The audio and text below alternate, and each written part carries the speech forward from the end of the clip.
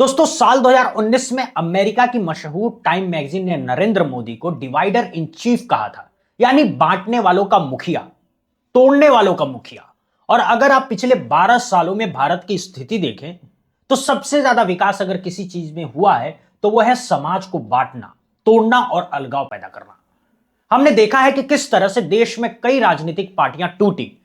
जो लोग कभी सपने में भी एक दूसरे से अलग होने की नहीं सोच सकते थे, वो मजबूरी में कहीं जेल जाने के डर से तो कहीं बर्बाद होने के डर से अपनों से अलग हो गए। धर्म के नाम पर जो बंटवारा किया गया वो किसी से छिपा नहीं है दोस्तों। साल 2002 से लेकर उससे पहले की रथ यात्रा से लेकर 2024 के लोकसभा चुनाव तक हमने देखा कि प्रधानमंत्री मोदी ने पद पर रहते हुए भी कई बार धर्म के नाम पर लोगों को बांटने वाली बातें की है, विचारों के आधार पर वैमनस्य पैदा किया है।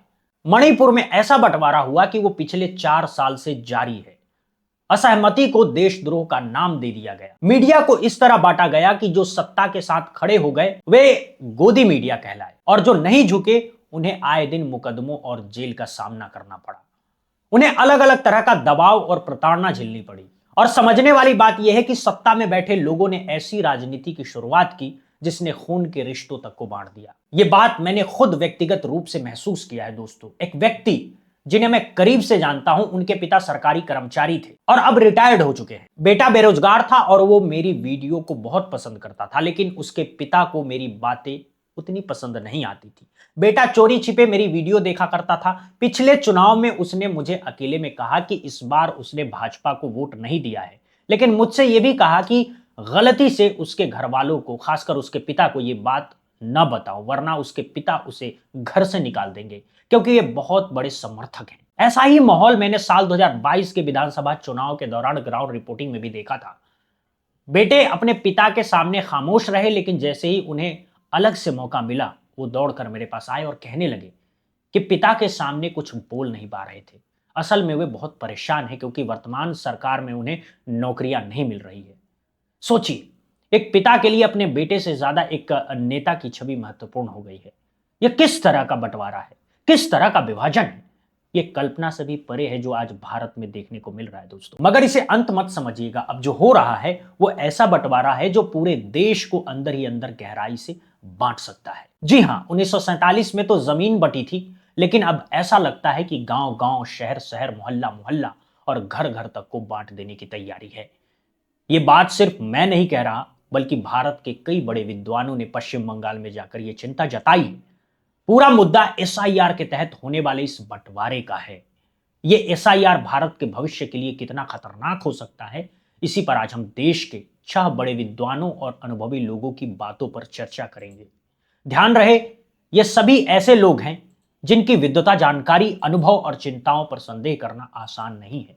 एसआईआर को लेकर सुप्रीम कोर्ट के वरिष्ठ अधिवक्ताओं में से एक प्रशांत भूषण, जाने माने अर्थशास्त्री और लेखक पाराकला प्रभाकर, जिनकी पत्नी देश की वित्त मंत्री हैं, सामाजिक कार्यकर्ता और राजनीतिज्ञ योगेंद्र यादव, राष्ट्रीय विश्वविद्यालय के कुलपति और संविधान विशेषज्ञ फैजान मुस्तफा, पूर्व आईएएस और पूर्व राज्यसभा सांसद जवाहर सरकार और पूर्व मुख्य चुनाव आयुक्त एसवाई कुरैशी, ये सभी एसआईआर को लेकर जो कह रहे हैं उसे सुनकर आपकी आंखें नम हो सकती है।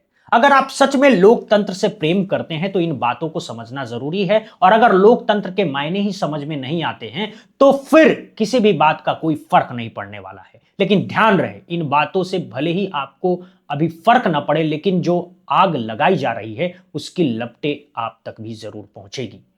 कोई इससे बचने वाला नहीं है। इन सभी विद्वानों की बातों का सार हम बेहद आसान भाषा में समझेंगे। वीडियो को आखिर तक जरूर देखिएगा। अगर पहली बार है तो चैनल को सब्सक्राइब करके घंटी जरूर दबा दीजिए। हर वीडियो को लाइक और शेयर करना आपकी जिम्मेदारी है।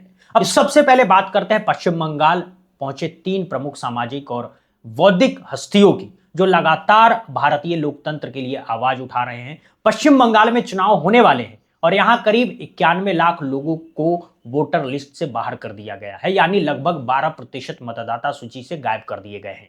आप जानते ही हैं कि सिर्फ 1% वोट का अंतर भी चुनाव परिणाम बदल सकता है। यहां तो मामला 12% का है। इस मुद्दे पर सुप्रीम कोर्ट के वकील प्रशांत भूषण और योगेंद्र यादव का कहना है कि यह प्रक्रिया सिर्फ वोटर लिस्ट से नाम हटाने तक सीमित नहीं रहने वाली, बल्कि आगे और भी बड़े स्तर पर नाम हटाए जा सकते हैं। उनका आरोप है कि भाजपा हिंदू राष्ट्र की दिशा में काम कर रही है, जहां भविष्य में गैर हिंदुओं को वोट देने का अधिकार भी छीन लिया जा सकता है। उनके मुताबिक यह एक ऐसी योजना का हिस्सा है जिसमें गैर हिंदू समुदायों के लोगों को मतदान अधिकार को धीरे धीरे खत्म किया जा सकता है।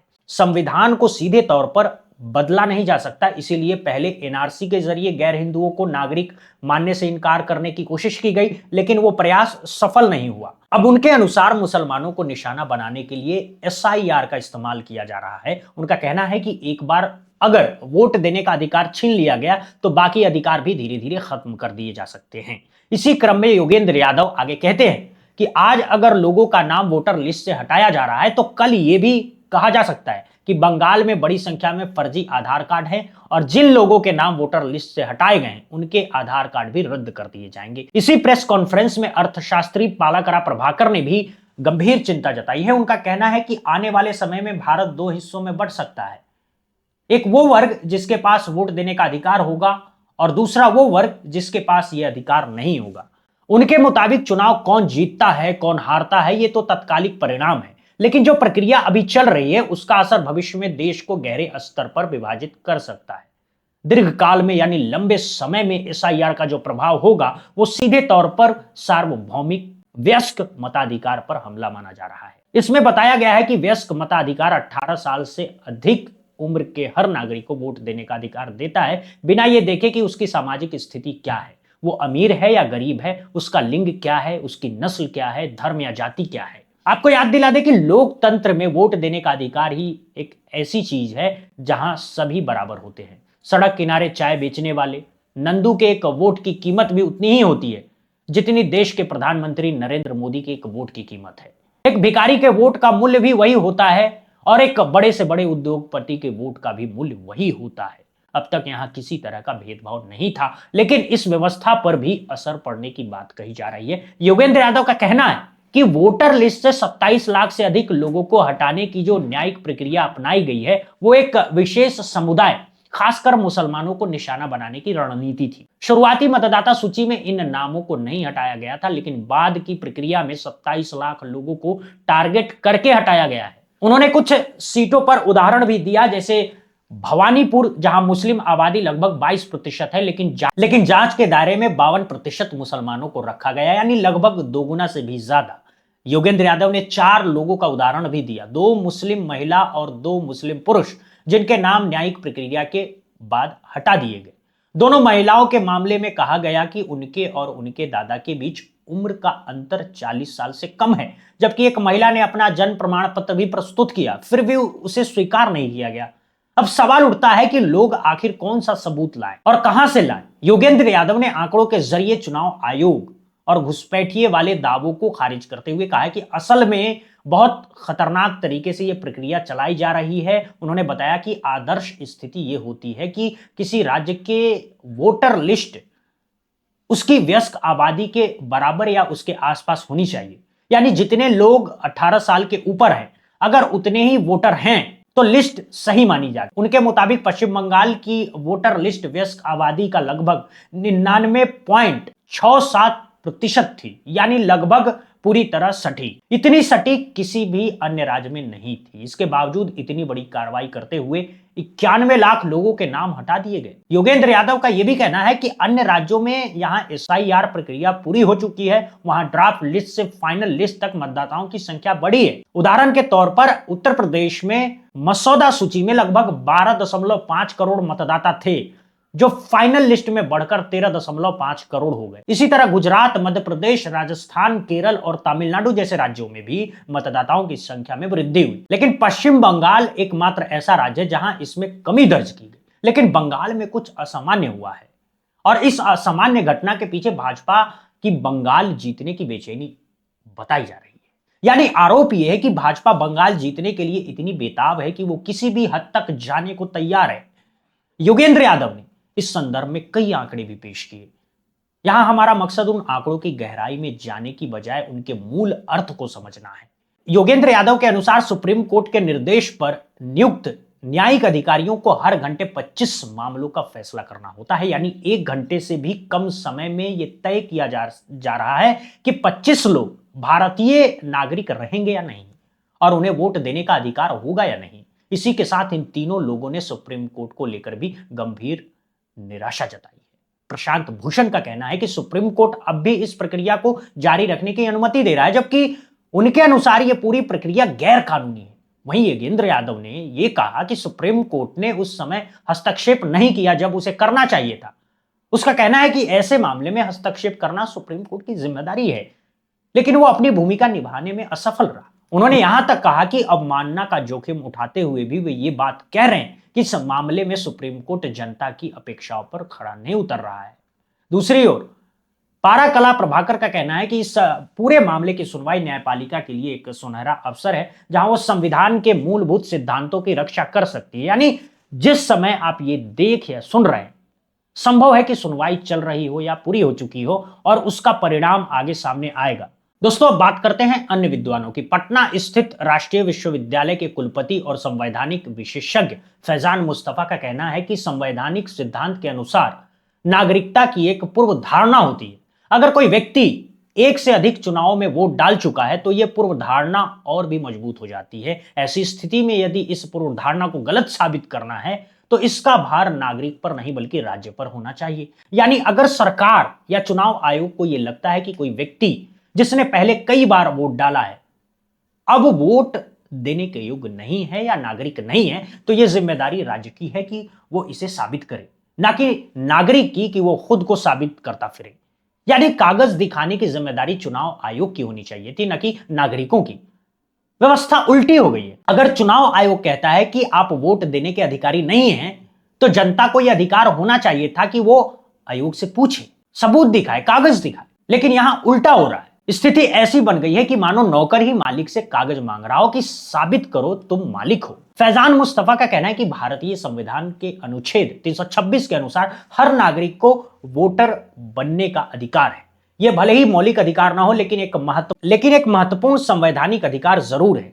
इसके साथ ही वैध अपेक्षा का सिद्धांत लेजिटिमेट एक्सपेक्टेशन भी है, जिसे सुप्रीम कोर्ट ने कई मामलों में स्पष्ट किया है। जरा सोचिए, अगर किसी व्यक्ति ने पहले चुनाव में वोट डाला है तो क्या यह उसकी वैध अपेक्षा नहीं बनती कि वो आगे भी वोट डाल सके। फैजान मुस्तफा के अनुसार इस पूरी प्रक्रिया में न्याय शास्त्र के मूल सिद्धांतों को ही उलट दिया जा रहा है। पश्चिम बंगाल में लगभग 12% वोटरों की कमी दर्ज की गई है। ऐसे में सुप्रीम कोर्ट द्वारा अंतिम राहत देने से इनकार करने पर भी सवाल उठाए जा रहे हैं। आलोचकों का कहना है कि ऐसा लगता है मानो सिस्टम के अलग अलग हिस्से चुनाव आयोग से लेकर न्यायपालिका तक इस प्रक्रिया को रोकने के बजाय आगे बढ़ने दे रहे हैं। फैजान मुस्तफा का मानना है कि अगर कम से कम सुप्रीम कोर्ट को यह निर्देश देना चाहिए था कि जिन लोगों के मामलों पर अंतिम फैसला नहीं हुआ है उन्हें वोट डालने की अनुमति दी जाए, क्योंकि जांच प्रक्रिया को पूरा करना चुनाव आयोग की जिम्मेदारी थी, न कि आम जनता की। उनके अनुसार अगर चुनाव आयोग की व्यवस्था सही तरीके से काम नहीं कर पाई तो दो ही रास्ते होने चाहिए थे। या तो जिन लोगों पर फैसला नहीं हुआ है उन्हें मतदान का अधिकार दिया जाए, या फिर चुनाव को ही टाल दिया जाए, ताकि पूरी प्रक्रिया निष्पक्ष और पारदर्शी तरीके से पूरी हो सके। यह बात मैं कह रहा हूं, आखिर ऐसी कौन सी इमरजेंसी है कि इसी महीने पश्चिम बंगाल का चुनाव कराना जरूरी हो गया है? क्या कोई सुनामी आने वाली है या धरती पलटने वाली है? फैजान मुस्तफा का कहना है कि सुप्रीम कोर्ट को कम से कम यह निर्देश देना चाहिए था कि जिन लोगों के मामले पर अभी फैसला नहीं हुआ है उन्हें वोट डालने का अधिकार दिया जाए।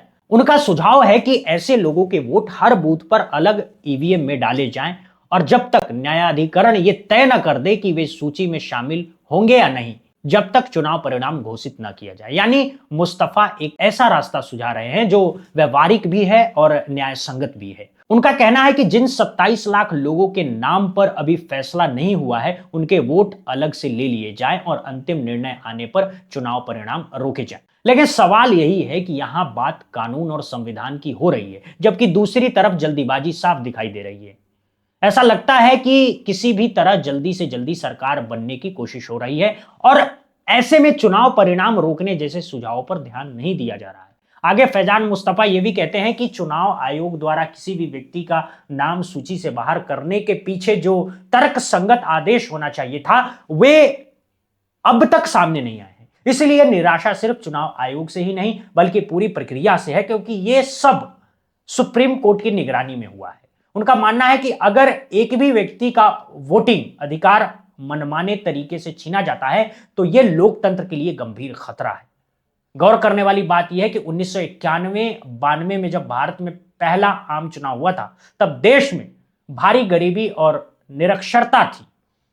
फिर भी उस समय चुनाव प्रक्रिया को लेकर इतने सवाल नहीं उठे, ना ही लोगों के अधिकार छीनने के आरोप लगे। उस दौर के चुनाव आयोग और अधिकारियों ने पूरी जिम्मेदारी और ईमानदारी से के साथ अपना काम किया और एक मजबूत चुनावी व्यवस्था खड़ी की, जिसमें सार्वभौमिक वयस्क मताधिकारों को सही मायने में लागू। वहीं पूर्व मुख्य चुनाव आयुक्त एसवाई कुरैशी का कहना है कि संविधान राज्य को पात्रता की जांच करने की अनुमति जरूर देता है, लेकिन अगर यह जांच समय पर पूरी नहीं हो पाती है तो किसी नागरिक को वोट देने के अधिकार से वंचित करने की इजाजत नहीं देता है।